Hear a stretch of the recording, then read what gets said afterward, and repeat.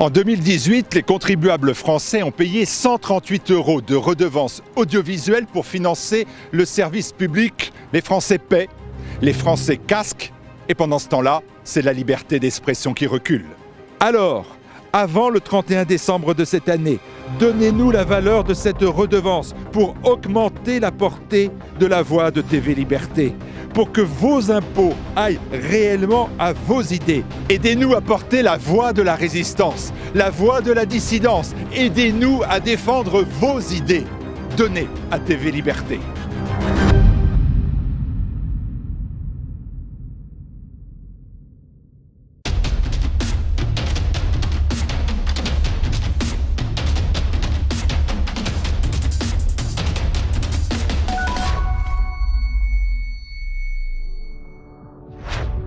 Bonjour à tous et bienvenue dans ce nouvel immédiat spécial Gilets jaunes. Avec moi pour décrypter l'actualité médiatique de la semaine, Jean-Yves Le Gallou. Bonjour Jean-Yves.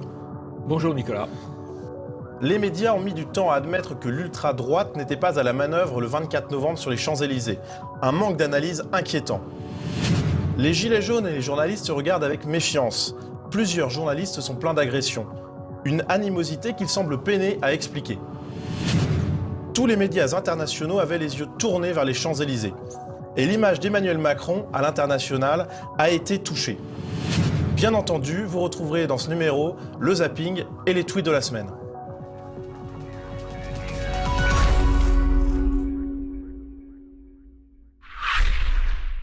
Pour de nombreux médias, les casseurs de la manifestation des Gilets jaunes du 24 novembre seraient de l'ultra-droite. Un terme qui nous vient tout droit de Christophe Castaner. On regarde la vidéo tout de suite. Sur Paris, on voit une évolution. À l'appel de Marine Le Pen, qui avait invité les manifestants à venir sur les Champs-Élysées, effectivement, près de 5000 personnes sont mobilisées. Mais ce que l'on constate, c'est qu'aujourd'hui, l'ultra-droite s'est mobilisée, est en train de vouloir dresser des barricades sur les Champs-Élysées. Donc après avoir vu cette vidéo, Jean-Yves, est-ce que vous avez un commentaire sur le terme ultra-droite ? Le terme d'ultra-droite, c'est un terme de novlangue. C'est un terme d'ailleurs qui a été inventé par les services, par la police politique, à l'occasion du démantèlement de deux pseudo-groupuscules qui préparaient soi-disant des attentats. En fait, il est apparu à la suite que tout ça était totalement bidon, mais ils ont lancé le terme d'ultra-droite. Donc c'est le gouvernement actuel qui a lancé ce terme. Pourquoi ? Parce que extrême droite a tellement été utilisé que finalement ça commence à ne plus faire peur à grand monde. Donc on invente un nouveau terme censé faire encore plus peur. Alors après ça sera peut-être l'ultra méga droite ou la méga ultra extrême droite, je ne sais pas. Mais c'est de la novlangue. Ça ne correspond à rien. Il n'y a pas de groupe d'ultra droite. Il y a le Rassemblement national, qui est un mouvement politique, et puis il y a des mouvements sociétaux, comme les identitaires, par exemple. Tout ça n'est pas d'ultra-droite. Bon, en attendant la giga-droite, les médias ont donc repris ce terme à deux reprises. Sur des live tweets notamment, on a par exemple BFM TV qui note que des membres de l'ultra-droite ont infiltré la manifestation des Gilets jaunes, ou encore Le Point, qui en direct déclare l'extrême droite, alors c'est pas le même terme mais l'idée est là, fait basculer la manifestation dans la violence. Et donc les médias ne se sont pas arrêtés là puisque le lendemain, ils ont essayé de s'appuyer sur d'autres éléments que les propos du ministre de l'Intérieur et ils ont donc noté la présence de drapeaux qui seraient des marqueurs de l'ultra-droite. On va regarder une vidéo tout de suite. Plusieurs signes ont permis aux autorités de reconnaître des membres de l'extrême droite, comme certains drapeaux et slogans. Alors là, je dois dire, on est sur TF1 20h, c'est-à-dire ce qui est le plus regardé par les Français. On a un sommet de désinformation, c'est de la désinformation synthétique, c'est admirable. On nous dit, il y a des drapeaux de l'extrême droite. Alors c'est terrifiant, il y a effectivement un drapeau français et un drapeau français avec la croix de Lorraine. Alors là, c'est vraiment l'ultra-droite la plus terrible, hein. Et puis, il y a des slogans aussi d'ultra-droite. Alors c'est toujours terrible, c'est la Marseillaise. Voilà. Et c'est TF1 20h. Vraiment, c'est hallucinant, quoi. Alors, on a une autre vidéo qui nous montre cette assimilation entre drapeau et ultra-droite. On va la regarder tout de suite. Parmi les manifestants qui haussent le ton, certains brandissent des drapeaux identitaires, royalistes ou régionalistes. Ce sociologue décrypte les images. Vu les drapeaux et la situation autour, avec ce niveau d'équipement, le modus operandi, des gens qui savent très bien faire, qui ont les sacs à dos, des casques, qui savent très bien, qui sont particulièrement aguerris, je pense que ce sont quand même des identitaires. Alors, je crois que là, il y a la confusion volontaire, je pense, de la part des journalistes de BFM et de leurs soi-disant experts qui reconnaît un identitaire derrière des gens très équipés, comme sont équipés les Black Blocs et avec les couleurs des Black Blocs. Tout ça est un amalgame incroyable. Ce qui est vrai, c'est qu'il y a eu un certain nombre de groupes qui ont défilé avec des drapeaux régionaux, avec des drapeaux bretons, avec des drapeaux savoyards, avec des drapeaux basques. C'est pas spécialement de droite ou de gauche d'ailleurs, mais il y avait des drapeaux régionaux, ce qui était plutôt sympathique. Il y a eu pas mal de drapeaux français. Et les identitaires ont fait un petit cortège. Nous sommes chez nous, à visage découvert dans la manifestation. Ça n'a rien à voir avec les affrontements qui ont pu avoir lieu à certains moments de la journée, en particulier le soir, mais pas seulement, avec les policiers. Il y avait tout le monde dans cette manifestation. Il y avait des gens de gauche, il y avait des gens de droite, il y avait des identitaires, il y avait des gens de la France Insoumise. Moi, j'ai vu des gens de la France Insoumise siglés France Insoumise, avec le look bourgeois et puis le petit logo. Bon, très bien. Voilà, c'est pas, ça n'a rien à voir, ça, avec les violences ou les casseurs. Alors pour les médias, malgré tout, c'est l'ultra-droite qui est ciblée. Donc le lendemain, en plus de ces drapeaux, on a des médias qui continuent à évoquer ce rôle de l'ultra-droite, tout en écrivant, et c'est le cas d'Europe 1, que les interpellés finalement ne font pas partie de l'ultra-droite. Et on a quelque chose d'intéressant dans cet article d'Europe 1 que vous pourrez commenter, c'est la mention que le profil dominant chez les interpellés, c'est celui d'un homme européen inconnu des services de police. Donc l'homme européen, c'est assez étonnant. Bah oui, c'est assez étonnant parce qu'on ne dirait pas l'homme africain ou l'homme maghrébin, mais on dit l'homme européen. En l'occurrence, c'est sûrement vrai. C'est pas absurde que parmi les interpellés, parmi les manifestants, il y ait des hommes européens, parce que cette manifestation était essentiellement une manifestation d'hommes européens. 99% des gens présents étaient d'origine européenne, pas uniquement hommes, puisqu'il y avait quand même des femmes, peut-être un peu moins que sur les barrages, mais il y avait aussi des femmes. Bon, donc c'est pas tellement surprenant. L'autre élément, c'est que ce sont des gens inconnus de 30 à 45 ans, je crois de 25 à 45 ans, ou 25 à 40 ans, donc des gens encore assez jeunes, pas très jeunes d'ailleurs, mais encore assez jeunes, et inconnus des services de police. Inconnus des services de police.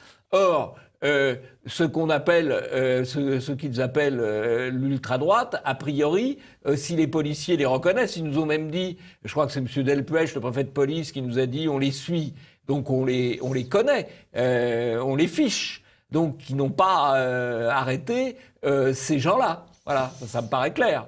Ils n'ont pas arrêté parce qu'ils n'avaient pas de raison de les arrêter, d'ailleurs. Alors, ce qui est intéressant dans le traitement médiatique de tout ça, c'est que les médias ne font pas un travail de recherche particulier. On a vu un sociologue qui était interviewé, mais on n'a pas beaucoup plus d'éléments. Un sociologue, c'est bidon, ça. Totalement bidon. En tout cas, il était interrogé. Oui, c'est précisément pour ça qu'il était interrogé. Peut-être, effectivement. Et finalement, malgré tout, les médias ont été obligés de reconnaître que c'était peut-être l'extrême gauche qui était à la baguette. On a un article du Point intitulé « Gilets jaunes, les meneurs des casseurs appartiendraient à l'extrême gauche » qui reprend une information d'RTL. Et puis on a également un bon travail journalistique de Valeurs Actuelles qui ne s'est pas contenté de l'avis d'un sociologue et de l'avis du ministre de l'Intérieur et qui a donc été enquêté auprès des policiers et de sources préfectorales. Et l'article est titré « Casseurs d'ultra-droite, le mensonge de Christophe Castaner ». Et dans cet article, on apprend que les services de renseignement ont fourni au ministère de l'Intérieur une note avec la présence de membres de l'ultra-droite ou de l'extrême droite ou de la droite radicale, comme on veut, mais aussi de l'extrême gauche. Et les policiers notent dans l'article de Valeurs Actuelles, ce n'est absolument pas le ton de ce qu'on a transmis au ministre en s'indignant de la récupération politique et de la focalisation sur un camp. Il note également que, incontestablement, ce sont des anarchistes, des gens qui se retrouvent à Notre-Dame-des-Landes, Et enfin, un préfet qui connaît bien les populations dites extrêmes déclare « Seule l'ultra-gauche a cette capacité et ce savoir-faire ».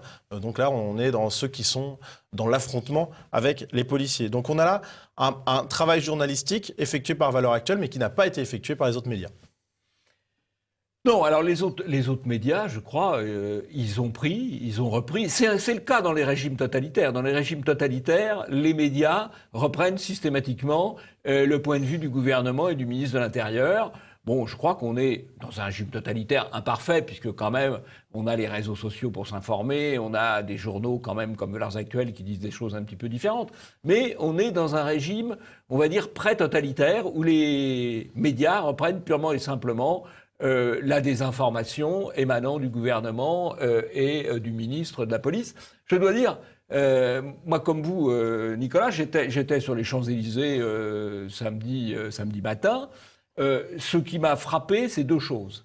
C'est le calme de l'essentiel de la manifestation, alors que très très tôt, la police a lancé des gaz lacrymogènes et les canons à eau. C'est très rare qu'on engage les canons à eau. Ils les ont engagés à peu près à 10h du matin, alors qu'il ne s'était pratiquement rien passé et que les gens commençaient à peine à arriver sur les Champs-Élysées. Et ce qui m'a le plus surpris, c'est que j'ai reçu des messages SMS de correspondants extérieurs qui me disaient « mais qu'est-ce que se passe ? Les Champs-Élysées sont à feu et à sang, etc. » Et ça ne correspondait absolument pas à ce que je voyais. Après, j'ai vu BFM TV, j'ai vu une distorsion incroyable entre ce qui se racontait et ce qu'on pouvait penser qu'il s'était passé en regardant BFM TV et la réalité qui était pratiquement très très peu d'affrontements et par contre un très gros usage de gaz lacrymogène et quand même de canons à l'eau. Alors ça, je parle là du matin.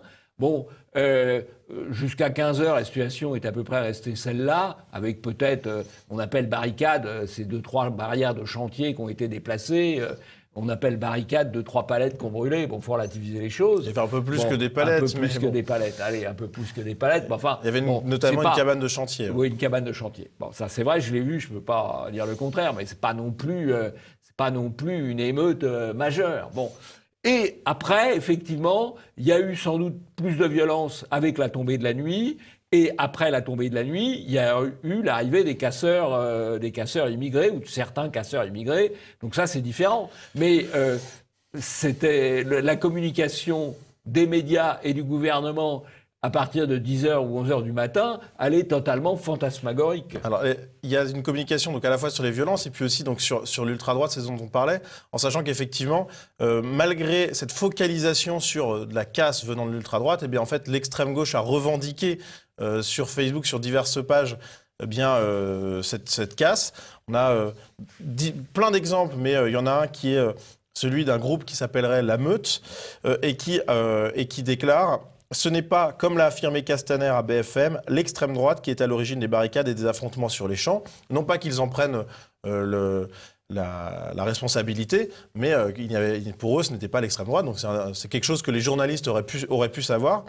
Et puis finalement, j'ai envie de dire que même Christophe Barbier a fini par reconnaître que l'ultra-droite ne menait pas la danse. On va regarder la vidéo tout de suite. C'est faux, c'est partiel en tout cas, c'est biaisé, c'est partiel et c'est partial. Oui, il y a de l'extrême droite parmi les gilets jaunes, en tant qu'électeurs, en tant que militants. Oui, bien sûr, il y avait aussi des casseurs d'extrême droite, mais il y avait aussi beaucoup de casseurs d'extrême gauche, comme chaque fois, les fameux Black Blocs, et il y a aussi de l'extrême gauche parmi les gilets jaunes. Donc il ne faut pas essayer de résumer les gilets jaunes à un mouvement d'extrême droite. Et donc vous parliez du rôle des casseurs. Eh bien, les casseurs, ils sont effectivement venus plus tard. Ils étaient issus des quartiers sensibles. C'est ce que déclare Linda Kebab à BFM TV lorsqu'elle dit, en citant des sources sérieuses, qu'ils étaient composés essentiellement de groupes venant de banlieue. Et c'est quelque chose qu'on voit également dans divers reportages qui ont été effectués, notamment celui d'une youtubeuse appelée Marie Saint-Filtre, qui a réalisé donc plusieurs prises d'images et interviews avec des casseurs. On va voir tout de suite. Moi, je suis là juste pour le fait.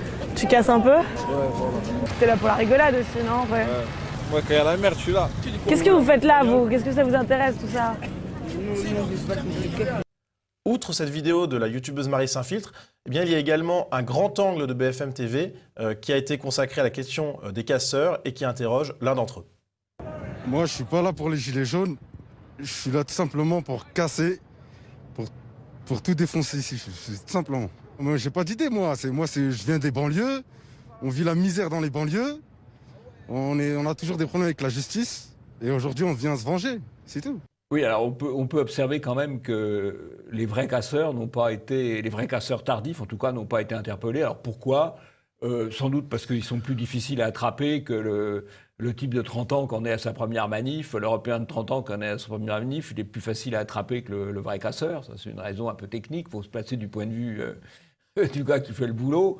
Et puis, ça n'intéressait évidemment pas le gouvernement de montrer que, comme d'habitude, la casse venait des banlieues ou de l'extrême gauche. Voilà.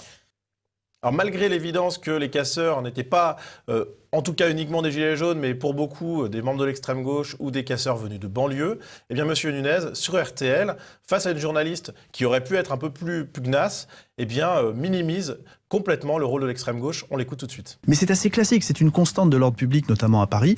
Quand l'ultra-droite fait dégénérer une manifestation, il se débrouille toujours pour allumer la mèche, monter aux violences et puis ensuite disparaître pour éviter d'être interpellé. On en revient à l'ultra-gauche ? On en a vu des manifestants qui portaient des signes anarchistes.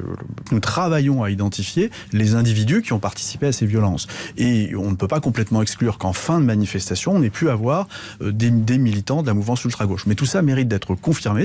Et pourtant, ce sont les groupes dits d'ultra-droite qui ont été menacés de dissolution. Et maintenant, passons au zapping.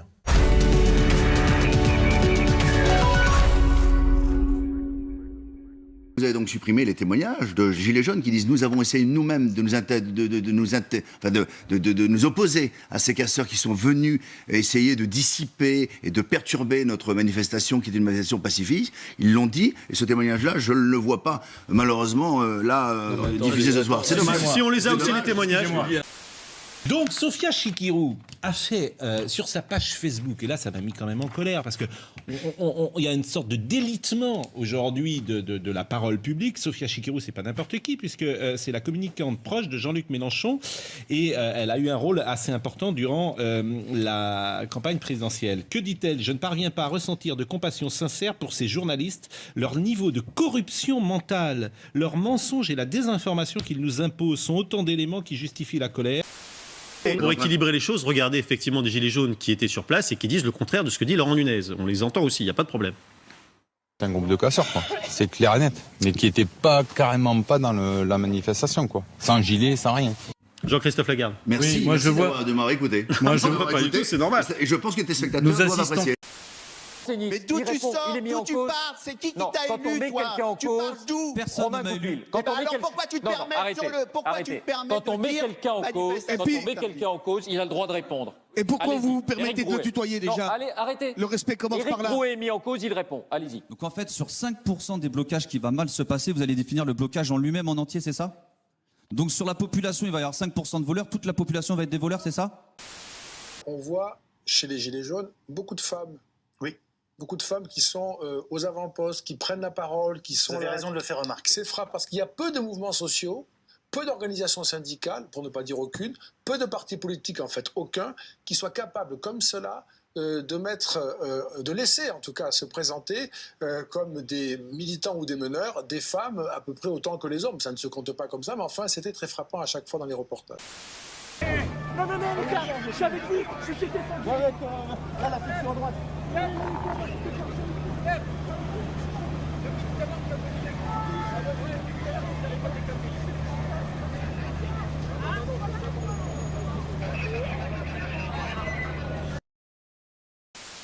Avec parfois des scènes de guerre. Il n'y a pas eu de mort sur les Champs-Élysées, il n'y a pas eu d'échange de coups de feu. Donc que fait Benjamin Griveaux? Il utilise ce qu'on appelle en rhétorique une hyperbole, c'est-à-dire une exagération volontaire de son propos pour le dramatiser, pour lui donner de la dramaturgie. Et derrière, effectivement, il y a une stratégie argumentative qui consiste à disqualifier le mouvement dans son ensemble.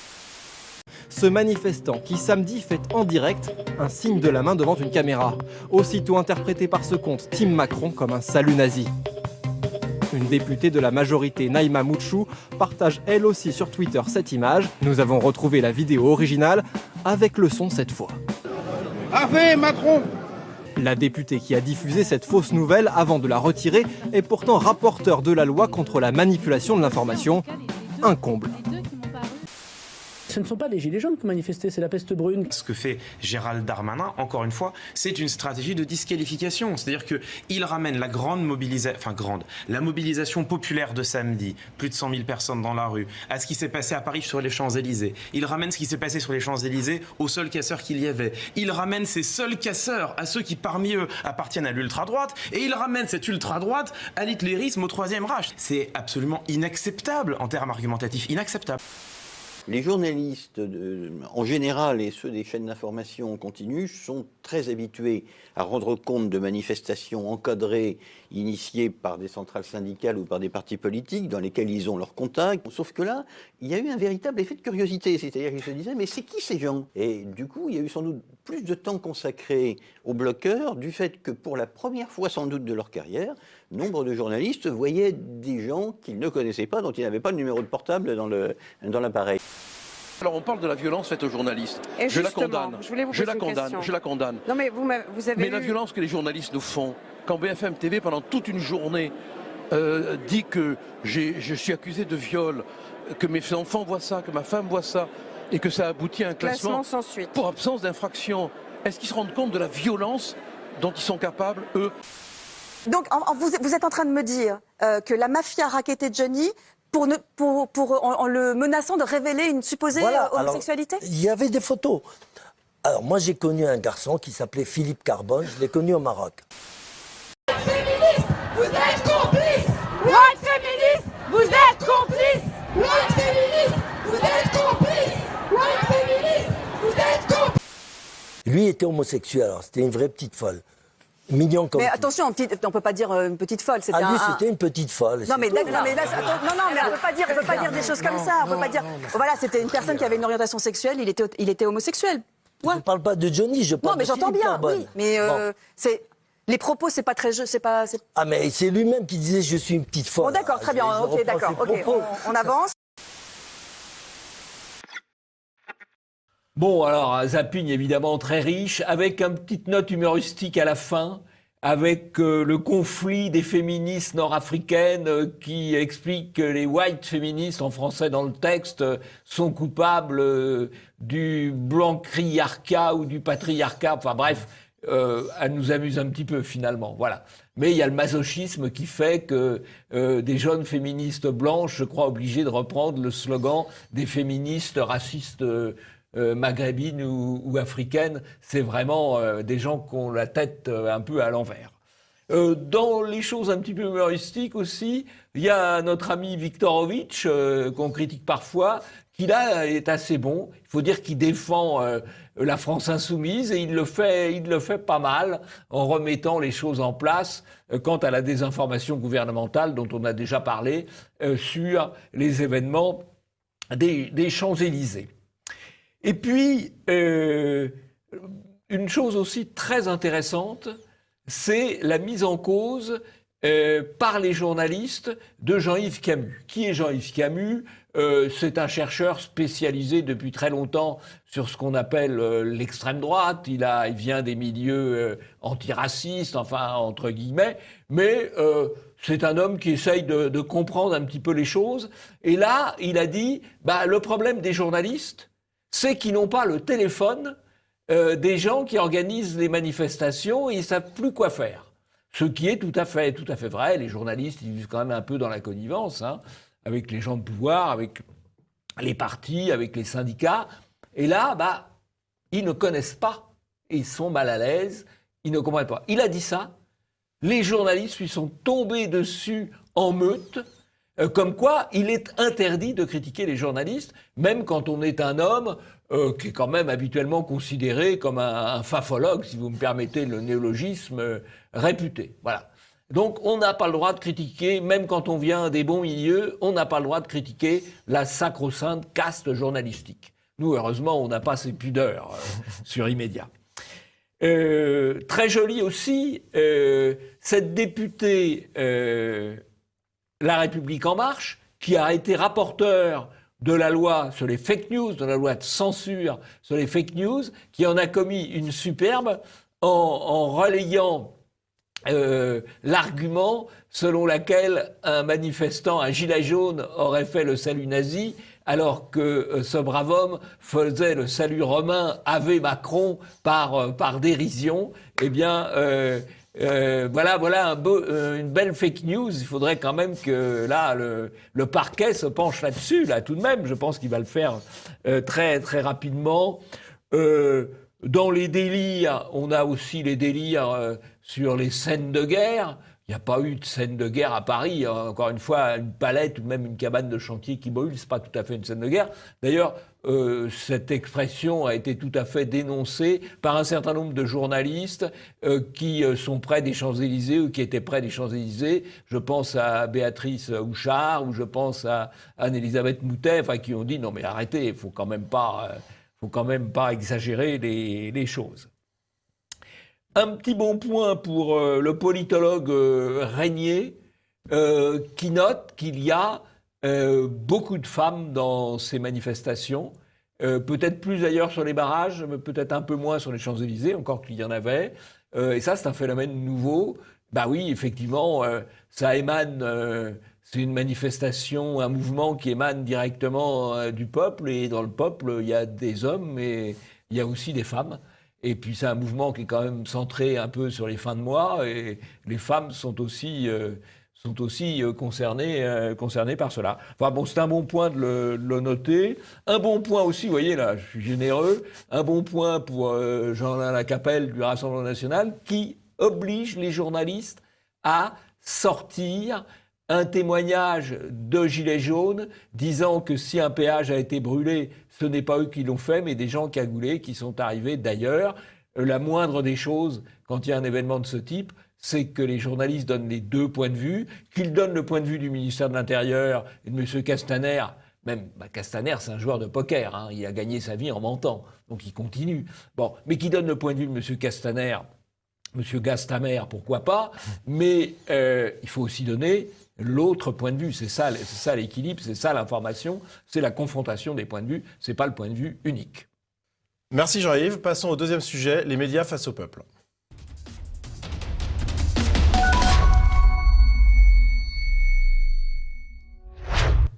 Globalement, les journalistes et les gilets jaunes se regardent un petit peu en chien de faïence. On va regarder une vidéo tout de suite. Depuis le début du mouvement, les agressions envers les journalistes se multiplient. Ils sont devenus la cible de certains gilets jaunes qui leur reprochent un traitement partiel de l'information. Alors les principaux intéressés sont évidemment au courant de cette animosité réciproque et on a pu voir lors de la manifestation des gilets jaunes du 24 novembre sur les Champs-Élysées, des journalistes avec des gardes du corps et ayant enlevé les couleurs de leur chaîne sur leur micro ou leur caméra. Donc c'est un fait qui est assez intéressant à noter. Alors pourquoi cette méfiance des journalistes ? Eh bien tout simplement parce qu'il y a eu plusieurs agressions ou faits de violences au moins symboliques contre les journalistes. On va voir tout de suite la vidéo d'une journaliste qui a été prise à partie par des manifestants. Il y a une deuxième personne donc, qui déclenche un peu tout ça et qui pareil, me dit mais on vous veut pas ici, vous dites que des mensonges, vous dites jamais la vérité. Ils étaient je pense une centaine à être autour de moi, à me crier littéralement dessus sans que je puisse en placer une en fait. J'ai reçu 2 crachats. À un moment j'ai eu envie de fondre en larmes, vraiment j'avais les larmes qui me montaient. Jamais j'avais ressenti ça avant, une telle humiliation, une telle haine. Oui, alors elle pleurniche pour pas grand-chose quand même cette journaliste. Elle a été prise à partie, c'est pas agréable. Enfin, elle a pas reçu de coups, elle a pas. Bon, simplement ils lui ont dit que parce qu'elle faisait une profession un peu méprisable. Oui, journaliste à BFM TV, c'est sûr que c'est pas génial. Ils lui ont dit avec violence quand même. Ils l'ont dit avec une certaine force, on va dire. Voilà. Mais c'est rien du tout par rapport aux agressions que subit par exemple un journaliste, un reporter indépendant comme Vincent Lapierre, qui lui se fait casser la gueule et casser son matériel. Ça, c'est vraiment des agressions condamnables. Je n'ai jamais vu les journalistes des médias mainstream se solidariser avec Vincent Lapierre, parce que comme il doit appartenir au camp du mal, on ne le soutient pas. Et c'est autre chose que cette malheureuse jeune femme qui a été un petit peu contestée. Oui, mais faut assumer aussi, faut accepter de recueillir une certaine hostilité quand on est soi-même hostile aux gens auprès de qui on va travailler. Alors il y a eu d'autres affaires d'agression. On a eu à Béziers une affaire de personnes qui rentraient dans les locaux de journalistes. On a également à Toulouse une équipe de BFM TV, une équipe de CNews qui ont été poursuivies par des manifestants, qui ont été obligés de se réfugier dans une boutique. Donc on a quand même des cas qui montrent qu'il y a une animosité entre les gilets jaunes et les journalistes. Alors la question que tout le monde se pose, c'est pourquoi cette haine? Et on a par exemple Boulevard Voltaire qui pose tout simplement la question, si les gilets jaunes n'aiment pas les journalistes, peut-être faut-il se demander pourquoi. Alors pourquoi, c'est la grande question. Avant de vous donner la parole, Jean-Yves, sur peut-être une explication à ce pourquoi, j'aimerais vous donner une preuve que les journalistes, eux aussi, s'interrogent, puisqu'on a un article du Parisien intitulé « Journalistes agressés, pourquoi certains gilets jaunes haïssent-ils les médias ?» Alors, ce qu'il est intéressant de noter, c'en est presque humoristique finalement, c'est que l'auteur de cet article, 2 jours plus tard, il publie un nouvel article sur les gilets jaunes. Cette fois, il ne se demande plus pourquoi les médias se font agresser, mais il a éplucher les profils Facebook des porte-paroles des Gilets jaunes dans l'optique très claire, dans le but de chercher un like, un partage, une publication qui puisse tout simplement le ramener au camp des nauséabonds. Voilà. C'est assez humoristique. Alors, on voit très bien ce journaliste fait semblant de se dire « Mais pourquoi ces Gilets jaunes ne nous aiment pas ?» Et lui-même fait des articles militants, parce qu'il va chercher est-ce que tel ou tel n'aurait pas eu telle ou telle sympathie politique avant. Évidemment que les gens, quand ils ont 25 ans, 30 ans, 35 ans, 40 ans, ils peuvent avoir eu des sympathies politiques avant. Donc il va faire un article militant. Et je crois qu'effectivement, l'hostilité, oui, dont bénéficient, peut-on dire, les journalistes de la part des Gilets jaunes, s'explique assez facilement parce que globalement, les médias défendent dans cette affaire le point de vue du gouvernement, défendent le point de vue du pouvoir. Voilà. Et comme les Gilets jaunes manifestent contre le pouvoir, eh bien, ils s'en prennent un petit peu aux gens qui représentent le pouvoir. C'est tout à fait normal. J'ajoute que qu'est-ce qu'on apprend dans les écoles de journalisme aujourd'hui? On apprend non pas à distinguer le vrai du faux, mais à distinguer le bien du mal, et à combattre le mal et à défendre le bien. C'est ce qu'on leur apprend. On leur apprend à être responsable. Quand on dit quelque chose, quand on choisit des images, il faut le faire de manière responsable. Par rapport à quoi? Par rapport au politiquement correct. Alors évidemment, des gens qui vont être dans une manifestation politiquement incorrecte, ça ne va pas bien se passer avec les journalistes. C'est malheureusement normal. C'est malheureusement normal. Je crois d'ailleurs que il faut savoir que quand il y a des changements politiques, des bouleversements politiques, une des catégories qui souffre le plus, c'est la catégorie de journalistes. À la chute du communisme, les journalistes des journaux communistes, ils ont eu des soucis. Bah oui, il y en a qui se sont retrouvés au chômage, etc.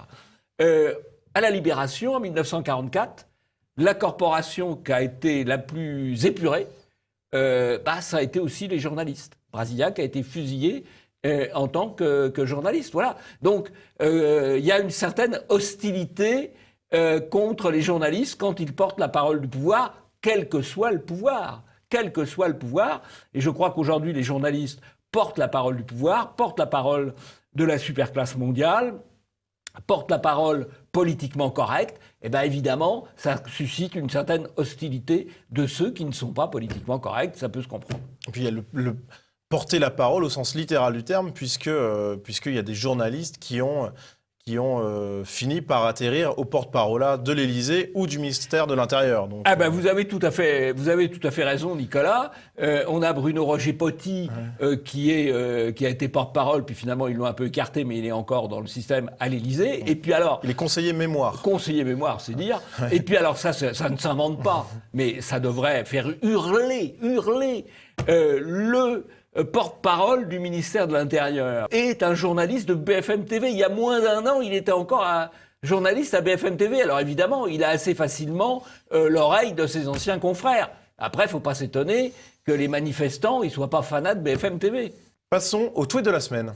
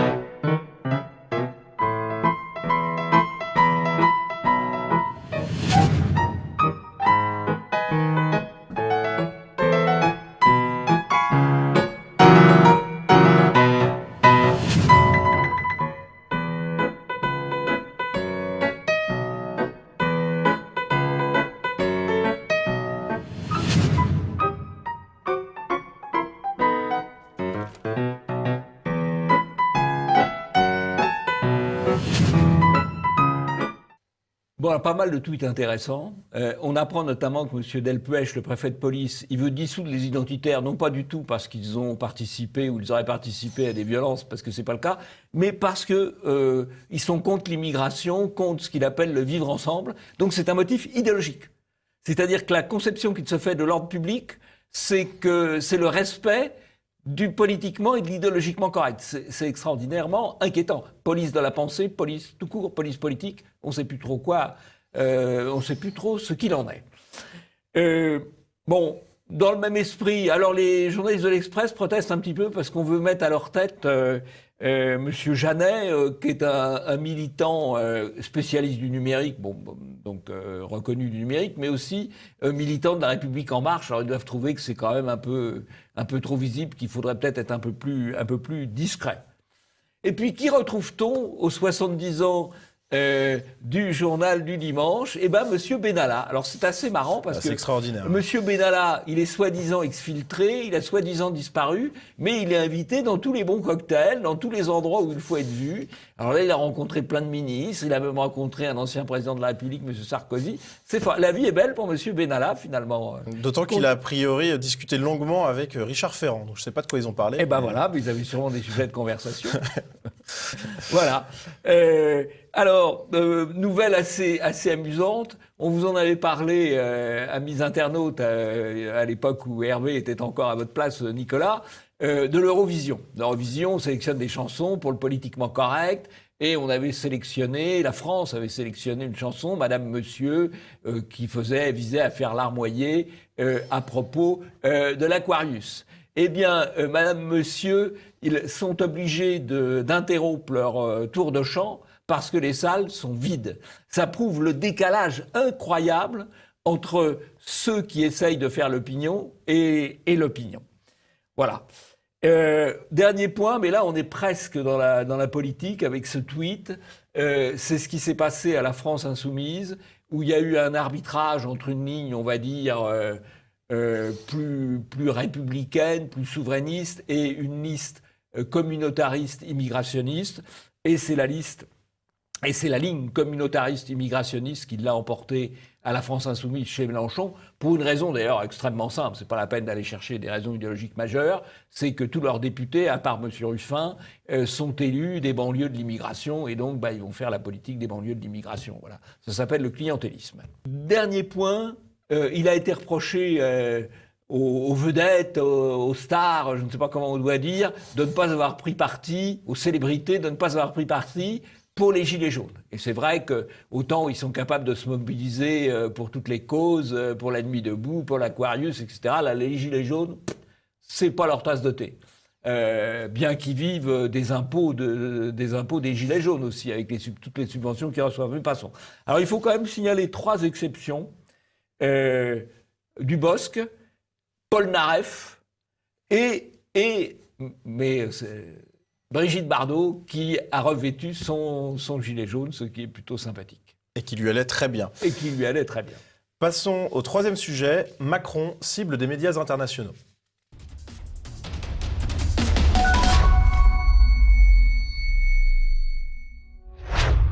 Les rédactions du monde entier ont eu les yeux tournés vers les Champs-Élysées ce 24 novembre dernier, avec plusieurs médias français qui ont noté que le traitement international de cette manifestation des Gilets jaunes était très important et souvent en défaveur d'Emmanuel Macron. On va le voir tout de suite avec cet article du Parisien intitulé « La manifestation des Gilets jaunes vue de l'étranger, Paris brûle-t-il ?»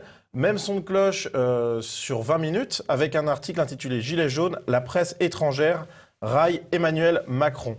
Sur Courrier International, eh bien évidemment, le sujet a été traité du point de vue des médias internationaux, avec une reprise de l'article de Die Welt, le journal allemand, titré « Colère jaune contre le président Macron », où l'on voit que le quotidien allemand prend plutôt le parti de Jacqueline Moreau, la Bretonne, qui avait lancé en partie la mobilisation des Gilets jaunes. Et puis, on a également un article titré « Gilets jaunes, la colère sans intermédiaire » qui nous vient du Royaume-Uni, où l'on apprend tout simplement que le gouvernement français se trouve en prise directe avec le peuple.